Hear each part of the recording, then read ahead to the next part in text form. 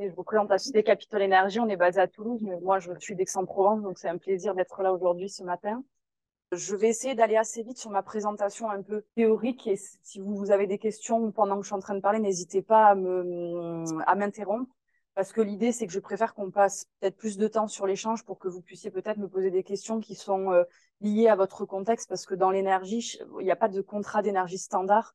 Donc, je pense que chacun, vous avez des contrats qui sont très différents en fonction de votre société, de votre profil de consommation, etc. Donc, dans l'idée, n'hésitez pas à me poser toutes les questions si là vous êtes en cours de contrat, s'il y a des contrats qui arrivent en fin d'échéance, fin d'année, que je puisse répondre à l'ensemble de vos questions. Ou si vous avez eu des soucis dans les signatures de vos contrats précédents, n'hésitez pas, on peut en discuter.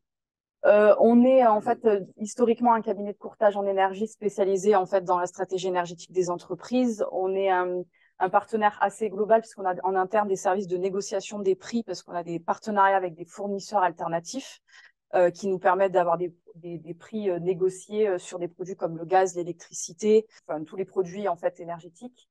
On est membre, on est seul courtier immatriculé à l'ORIAS, on est membre de la NACOFI, donc en fait de base on est plutôt conseiller en investissement financier sur des produits comme le gaz et l'électricité qui sont des produits financiers qui s'échangent en fait sur une bourse. En fait c'est une bourse, c'est une profession qui n'est pas réglementée, le courtage. Donc, il y a des courtiers qui se disent courtiers, qui peuvent vous appeler en disant bah, moi, je fais du courtage. Ils n'ont pas forcément trop de fournisseurs partenaires, donc ils n'ont pas vraiment un éventail de négociations face à eux. Et donc, du coup, c'est vraiment important aussi de regarder en termes de cabinet qui vous accompagnent sur l'énergie, que ce soit des personnes qui sont quand même un minimum réglementées dans les conseils qui vous produisent, parce qu'il y a beaucoup de mécanismes sur le marché de l'énergie, on verra tout à l'heure, sur des contrats qui sont plutôt variables, pas fixe. Donc, vous signez un prix en pensant que c'est ce que vous allez payer. Et puis, au final, vous vous retrouvez avec des augmentations qui n'étaient pas du tout prévues et des budgets qui explosent.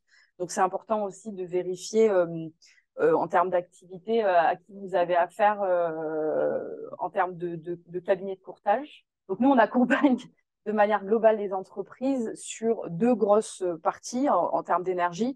Aujourd'hui, on l'a vu avec la crise énergétique qu'on a connue. Il y a deux pans en fait pour optimiser les coûts énergétiques d'une entreprise. Il y a l'achat d'énergie. Donc on va voir, je vais essayer de vous donner un maximum de clés sur comment est fixé le prix de l'électricité, qu'est-ce qui influe ou qui impacte une tendance haussière ou une tendance baissière sur le marché, à quel moment qu'est-ce qu'il faut regarder pour négocier au meilleur moment son contrat d'énergie, etc., etc. Donc ça c'est la partie vraiment achat où on va accompagner les entreprises sur effectivement le courtage, qui est uniquement uniquement oui et non, mais qui est de la négociation et de la mise en concurrence de fournisseurs alternatifs, où en fait on va récupérer vos profils de consommation, on va regarder un peu votre entreprise, son contexte, comment vous consommez, comment vous allez consommer dans le futur, les puissances de compteurs que vous avez, est-ce qu'elles sont adaptées ou pas à votre activité. Et ensuite, on va demander un contrat sur mesure au fournisseur, on va récupérer les offres, on va les analyser et on va présenter les meilleures offres par rapport à votre activité et à votre besoin. Ça, c'est l'activité de courtage. On a une activité de consulting où là, on intervient vraiment en tant que consultant sur la mise en place de la stratégie énergétique dans votre entreprise. Là, on va aller un peu plus loin, c'est-à-dire que par rapport à vos machines, par rapport à comment vous consommez, par rapport à comment vous utilisez votre bâtiment, enfin, on va vous accompagner sur vraiment des méthodes de consommation. On va moduler vos contrats peut-être avec du variable si vous avez des profils de risque qui le permettent. Enfin, on va un petit peu plus loin. On a aussi le logiciel de pilotage de la consommation parce que pour pouvoir baisser sa consommation, il faut aussi savoir comment on consomme. Et on a une autre grosse partie parce qu'il y a l'achat qui est importante. Donc ça, c'est toute cette partie-là. Puis il y a la partie comment on consomme et baisse de la consommation. Et rapidement, c'est pas le sujet d'aujourd'hui, mais je vous en parle quand même. C'est la partie donc transition énergétique. Nous, on développe des offres sur cette partie-là parce que elles sont réglementaires. On a par exemple le décret tertiaire qui est sorti l'année dernière et qui oblige en fait les entreprises qui ont une activité tertiaire ou mixte et qui ont une surface de plus de 1000 mètres carrés à déclarer leur consommation énergétique chaque année dans une plateforme d'État, un peu comme quand vous déclarez vos revenus aux impôts. C'est une obligation parce qu'il y a une obligation de diviser la consommation d'énergie par deux d'ici 2050. Et donc, il y a des textes qui sortent un peu toutes les années. Et là, il y a cette obligation-là.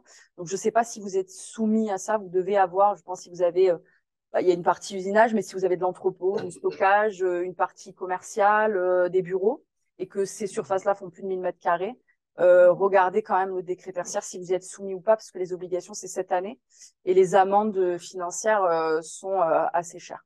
7 500 € par année non déclarée. Et on a une autre partie, donc énergie verte, effectivement, gaz, électricité verte. Et on a une partie aussi sur les bornes de recharge qu'on a lancé il y a un mois et qu'on développe là. Les bornes de recharge, il y a plusieurs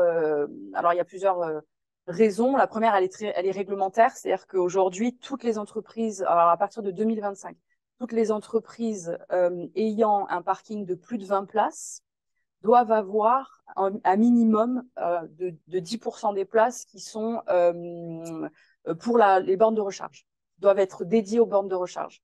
C'est obligatoire. Vous, j'imagine que vous recevez de la clientèle. C'est aussi un avantage concurrentiel. C'est-à-dire que les bornes de recharge, aujourd'hui, le territoire national n'en est pas équipé. Il n'y a pas des bornes à tous les 5 kilomètres. Il y a par contre de plus en plus de véhicules électriques sur les routes. En 2022, c'était 1 million de véhicules électriques et hybrides sur les routes. Il y a 20% en plus d'immatriculation chaque année. Il y a des obligations avec la loi de mobilité qui oblige aussi les entreprises à avoir des parcs automobiles électriques. Donc, il va y en avoir de plus en plus. Donc, les gens vont devoir s'arrêter pour recharger.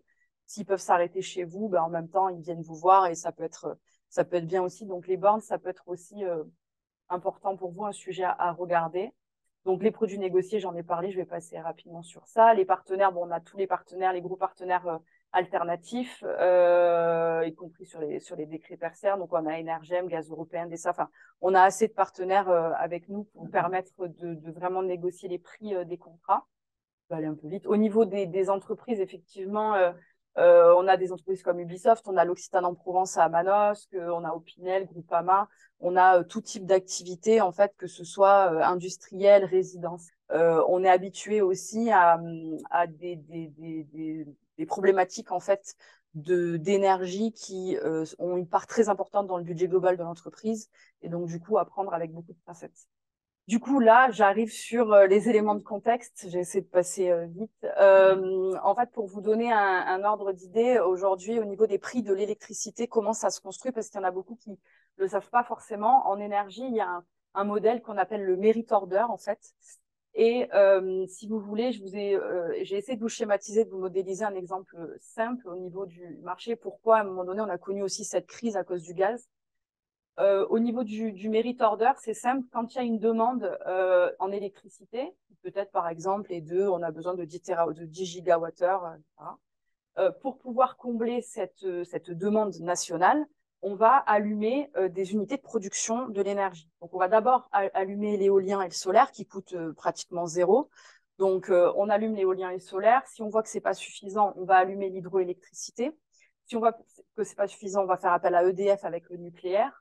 Si on voit que c'est encore pas suffisant pour créer que l'unité de production elle est à son maximum et qu'elle ne suffit pas pour la demande, on va allumer les centrales à charbon, ce qui est vraiment pas. Alors le charbon ça coûte très cher, en plus c'est des énergies fossiles, donc tout ce qu'elle dégage, il faut le compenser financièrement parce que ça dégage beaucoup de gaz à effet de serre. Et ensuite, si le charbon ne suffit encore pas, on va allumer le gaz. Enfin, on va allumer le central à gaz. Et donc le prix de l'électricité se fixe par rapport à la dernière unité de production qu'on a utilisée pour produire l'énergie demandée. Donc, si par rapport à la demande d'électricité, la dernière énergie qu'on a utilisée, c'est le gaz, le dernier produit qu'on a utilisé, c'est le gaz, on va se fixer sur le prix du gaz. C'est ce qui s'est passé quand il y a eu, à un moment donné, l'année dernière, guerre en Ukraine, le gaz, on coupe, on rallume, on coupe, on rallume, et qu'on a demandé à payer en roubles, etc. Le prix du gaz, il a flambé. Aujourd'hui, il faut vous dire que l'année dernière, le gaz, normalement, on payait la molécule, on parle en euros par mégawattheure, c'était entre 7 et 15 euros du mégawattheure le gaz. L'année dernière, il y a des gens, ils ont payé leur gaz 180 euros le mégawattheure, ce qui veut dire pratiquement, on est à 18 centimes du kilowattheure pour le gaz. Ce qui est du jamais vu. Le gaz, c'est toujours 2-3 centimes et 7 centimes maximum. Là, il y a des gens aujourd'hui qui payent 18 centimes, il y en a qui payent 20 centimes le kilowattheure de gaz, c'est énorme parce qu'à un moment donné, ce prix a flambé et a fait flamber aussi le prix de l'électricité. Je vous montre un peu une rétrospective si on regarde un peu en arrière, parce que je vois aussi que vous avez fait en introduction une synthèse de tout ce qui s'est passé. Bah, nous, sur l'énergie, ce qui s'est passé depuis, du coup, je suis remontée à janvier 2021, ici, 22, pardon. Là, on est en janvier 2023, janvier 2022. Donc ça, c'était l'année dernière.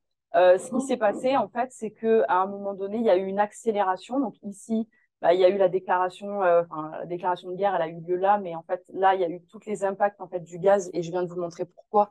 En fait, quand le gaz a flambé, l'électricité a flambé, et vous voyez qu'il y a une corrélation entre les deux, parce que forcément, elles sont liées, et tant qu'ils déconnecteront pas, en fait, le prix du gaz du prix de l'électricité, tant que ce merit order existera, en fait, alors il y a eu plusieurs raisons pour la crise de l'énergie et l'augmentation des prix. On verra tout à l'heure. Il y a c'est un marché d'offres et de demande. L'offre, c'est le parc éolien solaire, donc toute l'énergie renouvelable. Il n'y en avait pas assez. Le temps a été clément, donc là, malheureusement, mais c'est un avantage pour l'énergie, là, avec la baisse qu'on a connue ici. Vous voyez, cette baisse-là, c'est dû aussi aux tempêtes qui ont eu lieu sur le territoire, qui ont fait marcher de manière exceptionnelle les parcs éoliens. Et donc, du coup, le renouvelable a pris une grosse part dans la réponse à la demande cette année nationale. Donc, plus il y aura d'éoliens, de solaire, etc., moins l'énergie nous coûtera cher. Il y a le fait que EDF a un parc nucléaire qui est vieillissant.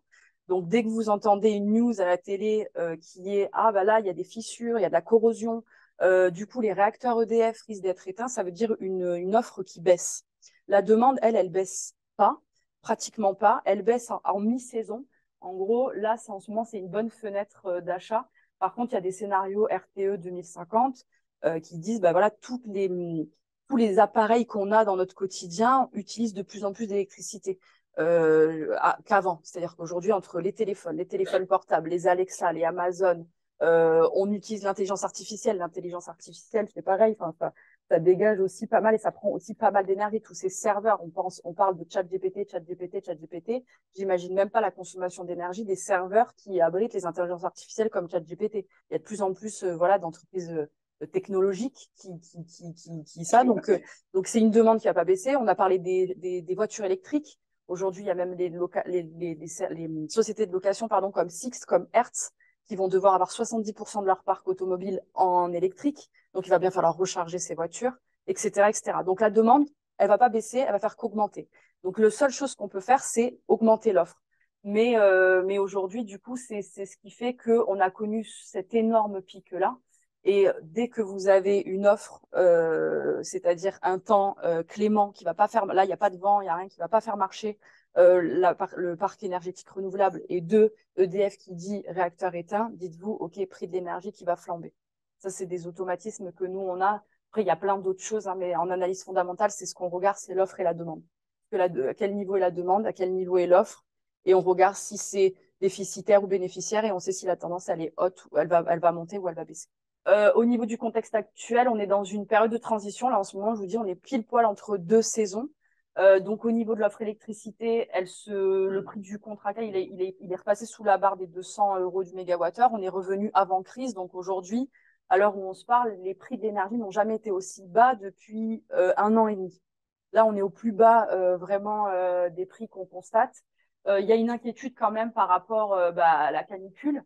Parce que pourquoi? Quand il y a la canicule, on n'y pense pas forcément, mais sécheresse, pas d'eau, EDF utilise l'eau pour refroidir les réacteurs. Donc, s'ils n'arrivent pas à refroidir les réacteurs, ça veut dire qu'ils ne vont pas les utiliser au maximum. Donc, ils vont baisser l'offre.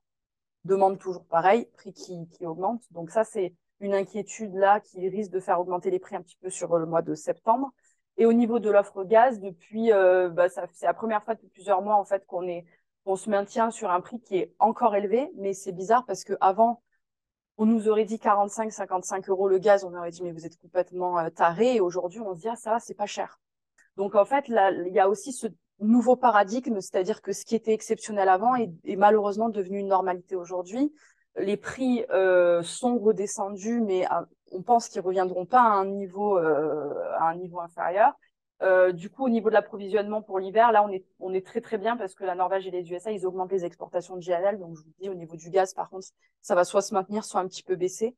Donc ça, je vous donne un peu des petits paramètres qui ont une importance dans les tendances haussières ou baissières. Au niveau des stratégies d'achat adoptées, rapidement, il y en a qu'une de stratégie finalement. On peut essayer d'utiliser des mots compliqués, mais la seule stratégie qui marche et que nous on met en place depuis à peu près 6 ans, c'est l'anticipation. quelque chose que je vous ai pas montré qui est très, très important quand vous négociez un contrat. Les couleurs, ça, c'est l'année 2024, ça, c'est l'année 2025, ça, c'est l'année 2026. Qu'est-ce qui se passe dans l'énergie quand vous achetez un contrat d'énergie, par exemple, qui va du 1er janvier 2024 au 31 décembre 2025? Vous achetez de l'année 2024 et vous achetez de l'année 2025. Elles n'ont pas le même prix. Elles n'ont pas du tout le même prix. C'est pour ça aussi que les années court terme, 2023, sont toujours plus chères que les années long terme. Ça veut dire que quand vous prenez un contrat court sur 12 mois, soit il y a une vraie raison, c'est-à-dire qu'il y a une crise, vous avez absolument besoin de votre contrat, sinon vous coupez, et donc vous ne pouvez pas faire autrement que contractualiser maintenant. Prenez du très très court pour laisser passer la crise et après revenez sur un contrat beaucoup plus bas. Après, ça dépend aussi de votre trésorerie. Si vous ne pouvez pas, il faut prendre sur 3 ans. Mais l'idée, c'est de se dire, mathématiquement, si vous prenez qu'un an, 12 mois, c'est très cher.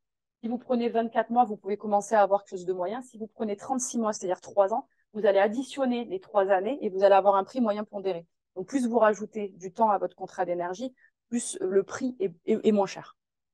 Plus vous avez des volumes, plus vous pouvez négocier. Pour revenir sur la stratégie d'achat ADA, l'anticipation, vous l'avez compris, en fait, quand vous regardez le graphique, ce que ça fait comme ça, si vous avez acheté votre énergie 12 mois avant la fin de votre échéance, vous allez la payer beaucoup moins cher que si vous l'achetez un mois après l'échéance, parce qu'en fait, la tendance, elle est toujours beaucoup plus chère au moment où vous êtes en train de négocier. L'autre point, c'est que aujourd'hui, vous avez quand on vous propose, je ne sais pas si vous avez eu à négocier des contrats récemment. Je ne sais pas s'il y en a qui ont fait appel à des fournisseurs récemment et qui ont signé des contrats récemment. Vous avez vu que la validité, c'était quoi? C'était la journée pour se décider, maximum la semaine. C'est-à-dire qu'on a réduit les délais aussi de prise de décision. C'est-à-dire qu'aujourd'hui, nous, on envoie une offre à 11 heures et on vous dit à 17 heures, c'est caduc. Le prix, il est fini parce que ça sera le prix demain. Quand on vous met des validations, ça aussi, c'est une clé que je vous donne.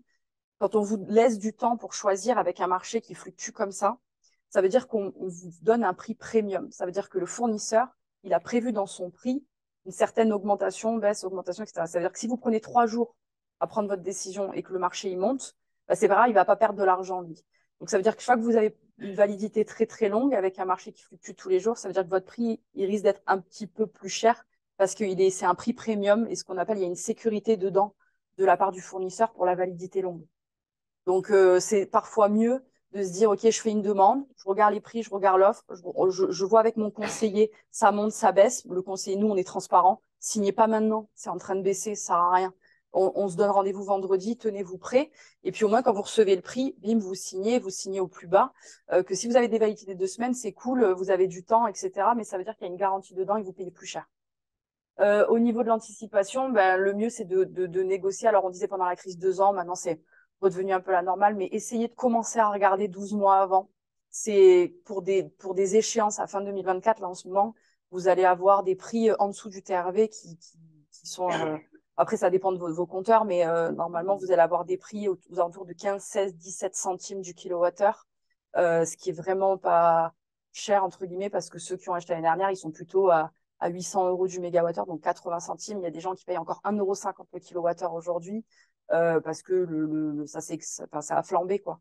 Donc, c'est l'anticipation, la décision, la fluctuation, elle est journalière. Donc, préparez-vous à prendre des décisions très rapidement le jour de la remise, c'est ce que je vous dis. Et l'accompagnement, oui, nous, on le pousse forcément, on le dit, c'est qu'il y a des mécanismes dans les contrats qui, entre ce que vous signez, etc., qui peut varier, qui peut vraiment avoir un impact sur votre activité et votre budget. Donc, l'accompagnement, c'est toujours bien et surtout que c'est entièrement gratuit pour vous. C'est-à-dire que nous, c'est les fournisseurs qui nous rémunérons parce qu'on leur apporte un volume, en fait, en électricité et en gaz.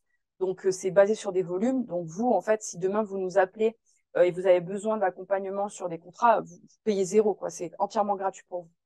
Donc, n'hésitez pas à le faire. Nous ou quelqu'un d'autre, c'est pas l'idée, mais n'hésitez pas à vous faire regarder un peu les experts autour de vous et faites appel à quelqu'un qui peut vous accompagner. Comme ça, vous n'avez pas à gérer ça. Vous donnez votre budget, vous dites votre stabilité financière, comment vous consommez, ce que vous avez besoin. Et la personne, elle travaille pour vous, en fait, et elle vous apporte les meilleures offres et elle vous aide à prendre la décision et que ce soit une décision qui est réfléchie et éclairée par rapport au marché.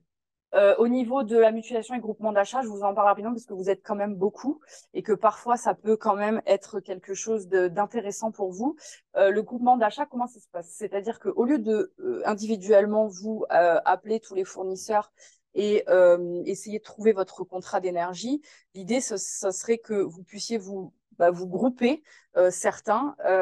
Les conditions, c'est d'avoir la même stabilité financière, c'est que vous puissiez avoir à peu près, vous avez des sociétés comme Elipro, Credit Safe, etc., qui vous donnent une notation financière. Il faut juste essayer au moins d'avoir la même note financière, le même profil de consommation, sinon c'est pas avantageux, je vais vous l'expliquer là. Mais en fait, ce qui est important dans l'énergie, c'est que plus il y a de volume, plus la négociation est facile. Donc en fait, si vous arrivez avec un 1 giga, vous allez avoir des prix plus chers que si vous arrivez avec 7 gigas, par exemple. Plus il y a de volume, plus on négocie et plus le fournisseur il vous veut, parce que lui, ce qui est important, c'est de faire grossir son portefeuille pour avoir un poids de négociation sur le marché. Donc en fait, il y a des prix qui sont très avantageux. Vous gagnez un temps énorme parce que vous avez quelqu'un qui gère tous vos contrats. Et vous pouvez, il y a deux manières de faire, mais la manière, je pense, la plus simple pour vous, c'est de vous grouper au niveau de la négociation. Mais au moment de faire les contrats, chacun prend son contrat et s'en va. Vous n'êtes pas obligé d'avoir quelqu'un qui paye pour tout le monde. C'est-à-dire que, par contre, la décision doit être prise en commune. OK, on est d'accord, il y a peut-être 10 contrats, 11 contrats à faire. Chacun prend son contrat et s'en va, mais à bénéficier d'une négociation. Alors nous, on le fait. Nous, c'est comme ça qu'on négocie, on fait des économies d'échelle, quoi. Donc, ça, c'est important. Si vous pouvez le faire entre vous, ça peut être important. Sur le profil de consommation, je vous dis pourquoi le même, parce que voilà ce qui va se passer, c'est que s'il y a deux sites, je vous ai mis un exemple, site 1, site 2, site 3, le site 1 et le site 3, ils consomment à peu près de la même manière, c'est-à-dire ils consomment beaucoup l'hiver, un peu, beaucoup sur les heures pleines, pas beaucoup sur les heures creuses. Par contre, le site 2, on se rend compte que lui, il carbure plus sur les heures creuses et pas beaucoup sur les heures pleines. Donc, il faut que ce soit aussi que ça aide tout le monde et pas qu'il y en ait un qui bénéficie et que l'autre, en fait, ça, c'est dernier point. Sur les contrats d'électricité, parce qu'il y en a beaucoup qui ne le savent pas forcément, sur les contrats d'électricité, vous avez une part qui est due à votre consommation, donc au prix de la fourniture d'énergie, combien vous allez payer le mégawattheure. Vous avez les taxes de l'État, qui sont les taxes d'utilisation en fait des réseaux publics d'électricité, dont une qui s'appelle le TURP. Le TURP, elle a trois composantes. Une composante de comptage qui est fixe, qui est fixée par la CRE et par l'État. Ça, vous pouvez rien faire. Donc ça, comptage, c'est le fait d'avoir vos relevés de compte, de récupérer vos profils de consommation. La composante de gestion, ça, vous pouvez rien pour faire, elle est fixe. Et par contre, vous avez la composante de sous-tirage, il y a une partie qui est variable et ça dépend de la puissance de votre compteur.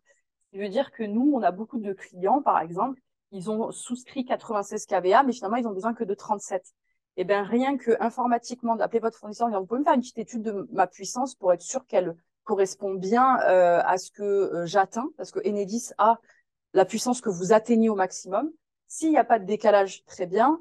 Si vous êtes au-dessus, vous allez payer des dépassements. Donc, regardez aussi, parce que les frais de dépassement coûtent souvent plus cher que le fait d'augmenter la puissance, parce que c'est juste un changement informatique chez Enedis. Il n'y a pas de besoin technique particulier. Par contre, si vous avez besoin d'une puissance inférieure, là, vous voyez, j'ai pris un exemple.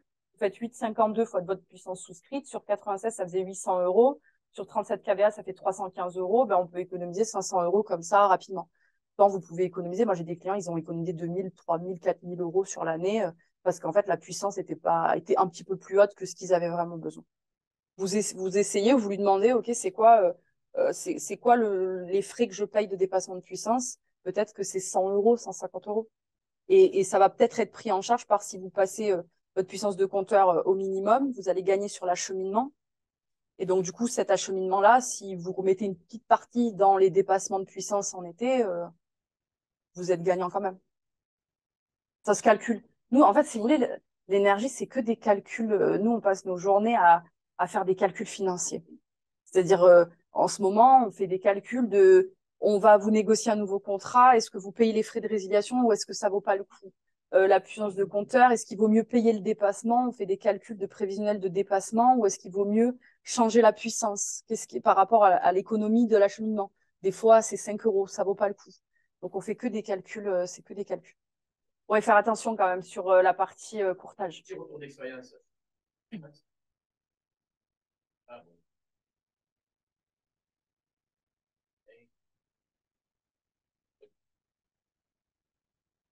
Donc, Ah voilà. Pour Peut-être négocier. 200. Mm. On prend la distance. Mm. prenez des organismes, les réseaux sont tendus dans nos régions. On a de gros problèmes de rencontre. Vraiment à la rue, dans nos voilà.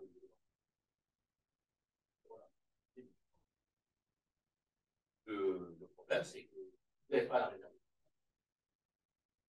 Ça se fier à ce qui a été su. Ouais. On ne peut pas nécessairement regarder la facture. Si on n'a pas fait, c'est d'être sûr qu'Enedis à la réserve. Nous, on appelle Enedis. On gère. Alors, le fournisseur, on gère avec lui la partie. Il faut que lui fasse la demande, mais nous, on appelle Enedis. On a des clés SGE, donc nous, on est tiers autorisé. On va dans les systèmes Enedis, on récupère vos puissances, etc. Et on regarde à un moment donné et on dit à Enedis, OK, est-ce que ce client-là, si on lui fait faire cette démarche-là, il y a un risque ou pas pour lui? N'hésitez pas à les appeler. Ouais. Ah oui, c'est gratuit. Vous avez des reconductions automatiques sur tous les contrats d'énergie. Si vous ne mettez jamais en concurrence votre fournisseur, votre fournisseur, tous les ans, voilà. Jusqu'à il n'y a pas longtemps, ce n'était pas un problème parce que les prix étaient corrects. Tous les ans, ça vous alliez. Vous avez jamais fait attention à ça parce que le prix était très linéaire, sans volatilité. Aujourd'hui, effectivement, à chaque fin de contrat, regardez si vous ne pouvez pas trouver mieux, puisque de toute façon, dites-vous que quel que soit le fournisseur, quel qu'il soit, c'est Enedis qui vient chez vous. Donc, l'énergie de tout le monde, elle est chez Enedis, elle arrive chez vous. Donc, ça vaut peut-être le coup. Vous pouvez peut-être me l'envoyer que je regarde, mais 4 centimes, restez sur ce contrat. Il est variable. Il faut juste que je regarde. Faut juste que je regarde qu'il soit la variabilité.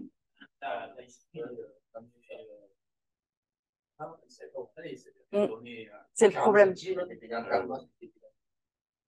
C'est le problème, c'est en fait, ça peut mettre à mal vos trésoreries. Si vous avez des trésoreries énormes, vous dites super, mais après, vous pouvez...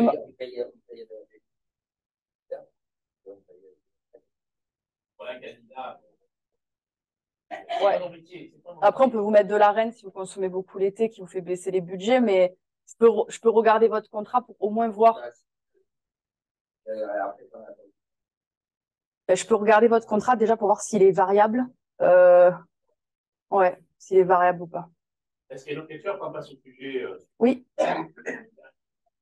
Oui. L'AREN, je vous le fais rapidement. L'État oblige EDF à vendre une partie de sa production nucléaire à un prix fixe de 42 € du mégawattheure aux fournisseurs alternatifs. Quand vous avez de l'AREN, ça veut dire que vous avez une partie de votre consommation qui a été achetée à 42. Donc, quand il y a un marché qui est à 400 €, on ne va pas vous le vendre 42, mais on ne va pas vous le vendre 400 non plus. Donc, vous allez avoir un budget diminué. Ce qui se passe, c'est que vous avez deux types d'AREN. L'AREN 100%. Et là, quand vous avez 100% de votre consommation qui est en arène, c'est cool, vous allez payer 50, 55 € le mégawattheure. Sauf que ce qui se passe, c'est que les volumes arènes, ils sont limités. Tous les fournisseurs alternatifs, ils ont droit à 100 TWh par an. D'accord?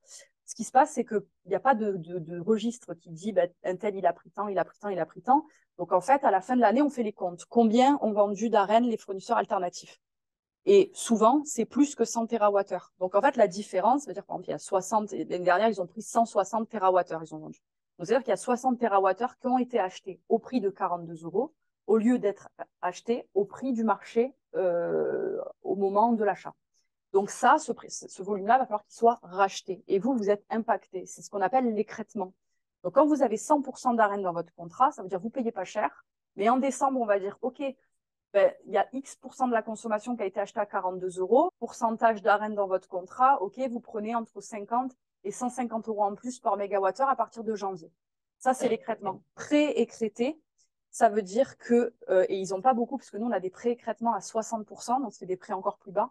Pré-écrété, ça veut dire que dans votre molécule, ça s'appelle de l'arène sans plafond, ça veut dire que dans votre prix, il a déjà été prévu l'écrêtement futur. Donc, en fait, vous bénéficiez d'un prix un peu plus bas, un peu plus haut que de l'arène 100%, mais au moins, vous avez un risque. Alors, en finance, on dit risque très faible. On ne peut pas dire risque zéro. C'est-à-dire que si le taux d'écrêtement n'est pas supérieur à une certaine valeur, vous ne serez pas écrêté. Comment? Oui, oui, exactement. Vous paierez. Voilà, c'est ça. 5% du volume que vous avez. Donc, 5% de 30%. Ça, on vous le calcule, on fait des simulations. Donc, merci beaucoup. Avec plaisir.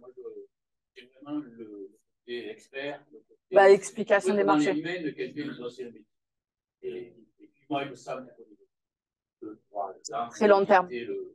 En avance et sur longtemps. Merci beaucoup. Avec plaisir. Merci.